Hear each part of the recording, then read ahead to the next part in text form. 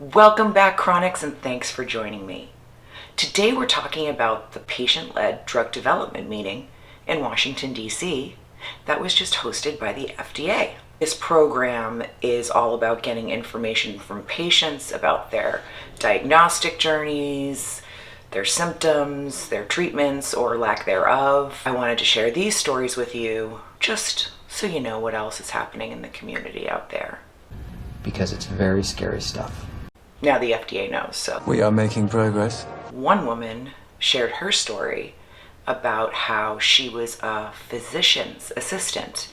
She still had to figure out what was wrong with her herself.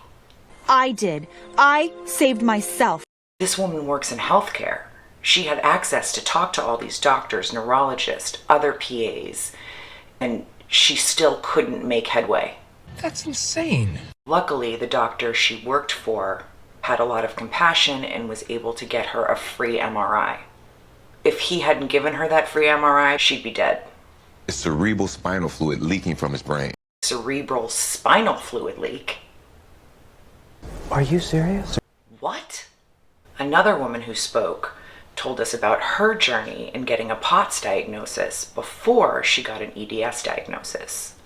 And it only took her 139 doctors till she could get some answers.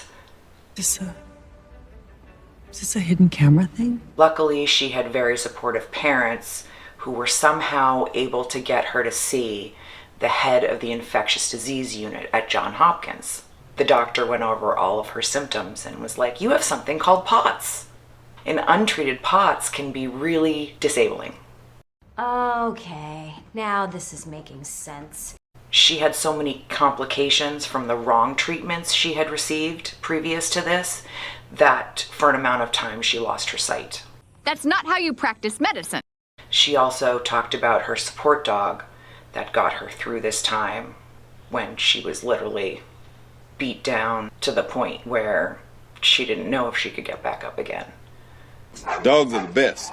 Her body hurt so much it physically was uncomfortable if someone were to touch her.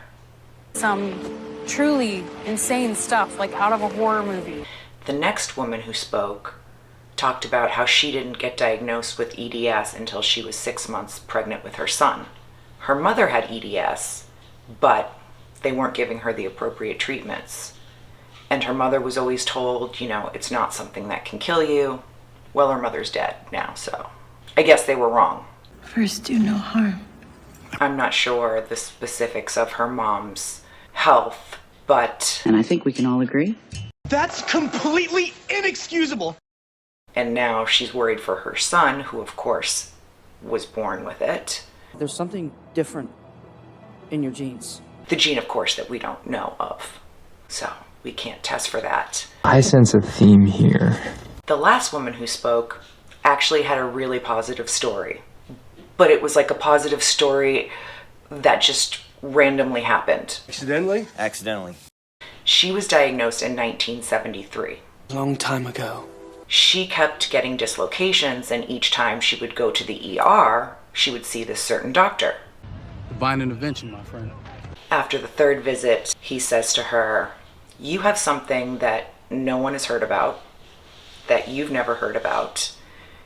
It's going to cause different issues, and you're never going to meet someone else who has it, except for me." Wow, I did not see that coming. This doctor had EDS, and that was the reason he recognized it in her. Knowing what she did and didn't need to do through the guidance of this doctor. Makes a huge difference. Just a little intervention. Early diagnosis is extremely important. To say, stop playing sports. Oh, no more, no more. Definitely changed the trajectory of her life. Well, it was life-changing. I was glad she shared her story because it says to the FDA, look, this is the only person who had a positive experience getting a diagnosis and treatment, and that's only because in 1973 she ran into a doctor who had EDS. So, You can do better. the fact that the FDA even sponsored this meeting is huge. We can see you guys. The more we can talk about EDS, POTS, all that good stuff that comes along with it, the more people will be helped. Thank goodness for the EDS Society, because if it weren't for them, doctors would just continually tell us that we're fine. We know that that's not true. Thanks for joining me, Chronics. And remember, we have to stay strong.